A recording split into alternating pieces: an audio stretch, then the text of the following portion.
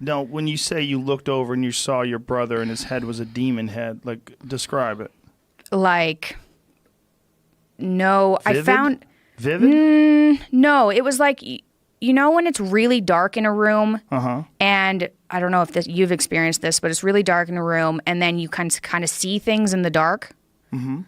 It was more like that. It was dark at night and it was like I was so anxious. So you're so distraught, you're a mess, and maybe you just caused yourself to something have this happened. idea. Okay. Yeah, I mean, and I saw it. Like, I can remember what it looks like, but it wasn't a vivid demon or something. It was like, but it was there. Okay, so you're freaking out, basically. So I'm freaking out. So I'm like, okay, that's not good. Right. So I find my keys and I go upstairs and then I went into my bedroom, like shut the blinds, turned on all the lights, and then like smoked as much weed as I could possibly smoke to try and calm myself down. And then hid under the blankets all night. I would think that would be the worst thing to do after you see a demon. You'd think that, but then if you smoke, so I've had that comment before, but enough and it calmed me down. Okay. So then I spent the next couple of weeks basically stoned because I didn't know when it was going to end. I didn't know what was going on, and I couldn't find anybody on the internet who had had the same experience as me. And then about 2.5 weeks later, it started going away. And so... When you say it, you mean the depression? Okay. Depression, the arthritis. It wasn't just the depression that came. That's you just adjusted the your worst. diet? No, I didn't go back. I mean, I didn't eat soy again, but I went back to the initial diet I was eating. So essentially, just this one meal, this one great meal of soy threw you off for a couple weeks, radically. Yeah, like almost 4, like 3 weeks. But after 2 weeks, it started getting better. Okay. But the symptoms were like, so this the itching started, I had bloating, and then the depression came back. And then about a week later, my skin started breaking out. And then maybe 10 days later, my arthritis came back. So I wrote all my symptoms down every day because I was going crazy and I didn't know what was going on. And I wanted to write it down to see what was going on. Okay. So then it started lifting and then I started feeling better again. And I was like, okay, thank God that's over. And then waited a while. Things were good again. My symptoms went away. And then over the next year, I tried to reintroduce foods over and over and over again. And I was making, like, I tried whey protein powder. And that nothing ever got to as bad as that soy experience. But I had a number of other experiences where it was the worst depression I've ever experienced. And it was on the verge of seeing, like, I don't know, seeing faces in things. Okay. So you're having all these health issues. How do you get to the carnivore diet?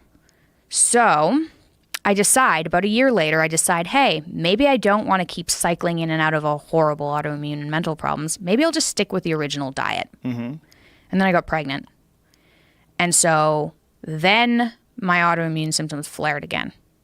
During the pregnancy? Yeah, like right away. As soon as I found out I was pregnant, it was like before I found out I was pregnant that my autoimmune symptoms came back. So my legs were itchy again. My joints were stiff. My skin was breaking out. My anxiety was back. And it was hard to tell, well, what part of this is pregnancy and what part of this is an autoimmune disorder. So throughout my pregnancy, I cut down on all the carbs I was eating. So I cut out fruit. I cut out sweet potatoes. I went down to meat and greens. And I think Dad was on here one time and he was on a meat and greens diet. So that was during that part. So we're both on a meat and greens diet, mostly because we didn't realize you didn't need greens to survive. So we were eating meat and greens.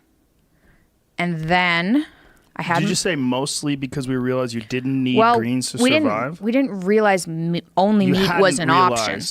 Yeah. Okay, yeah. We hadn't realized that. We didn't know that. Okay. So it was meat and salad, and it was a very simple salad with like olive oil, apple cider vinegar, salt, pepper, cucumbers, lettuces, spinach. Pretty simple salad. Right. And then meat and fish. So we did that for about a year. And then I had my daughter, and then I didn't get better. So then I found out, okay, so these symptoms aren't really pregnancy related. It's just me now. And for some reason, I've lost the tolerance to these foods I used to be able to eat. But you're just eating salad and meat. Yeah. And I'm still having autoimmune symptoms now. The same symptoms that you used to have back when you were eating everything? Not nearly as bad. Not nearly as bad. Like my fatigue wasn't back. My anxiety was manageable without medication. But you hadn't achieved the levels of health that you had when you were eliminating things from your diet earlier. Yeah, exactly. Exactly. Like I reached a really good point, and then I got pregnant and I couldn't reach that point again. Okay. So then this is 2017, so it's like November, and I'm getting really frustrated about being itchy. I'm just randomly itchy again. I'm randomly arthritic. And you're just eating meat and vegetables. Just meat and salad. Yeah. And I thought, okay, maybe I just have an autoimmune disorder and I can't control it with diet anymore. Maybe I'm just stuck like this. And so I Googled, like out of desperation, I think I Googled allergic to everything food-wise, something like that into Google. And I found this story about Charlene Anderson, who's been mentioned a couple of times. And she'd been diagnosed with Lyme disease and has been eating nothing but like red meat for 18 years. And there are pictures of her family online. And I thought, okay, I know I'm not. I think I Googled allergic to everything except meat. So I found her. Then I found that Sean Baker episode you did, and he'd been doing it for 2 years. And I think that night I thought, screw it. I literally have nothing to lose here. I'm only cutting out salad. So that's when I switched over. That was December. And then I switched over, and the itching got better pretty quickly, like within the first couple of days. But then my digestion just got totally screwed up. So like bloating and diarrhea every time I ate. And after about a week, I thought, okay, this is a bad idea, obviously. Bloating and diarrhea every time you ate meat. Just meat.